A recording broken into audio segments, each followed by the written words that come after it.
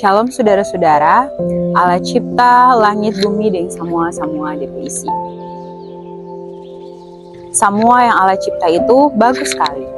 Allah lagi cipta manusia. Tuhan Allah kasih percaya manusia untuk atur dan jaga alam yang Allah secipta itu.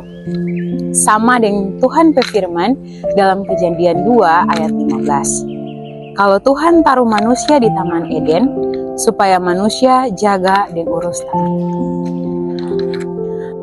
Kalau orang lihat bencana alam yang terjadi, macam banjir dan longsor, itu mau kasih ingat pada orang kalau alam bisa marah dan sedih. Dari bencana-bencana alam yang orang dapat, mari orang belajar ulang supaya orang tahu kalau alam itu bagus sekali, kalau tong jaga dan tong sayang, sama dengan Tuhan sayang pada orang. Ada istilah bilang, kalau orang jaga alam, alam menjaga pada orang. Tuhan Yesus berkati pada orang semua. Amin.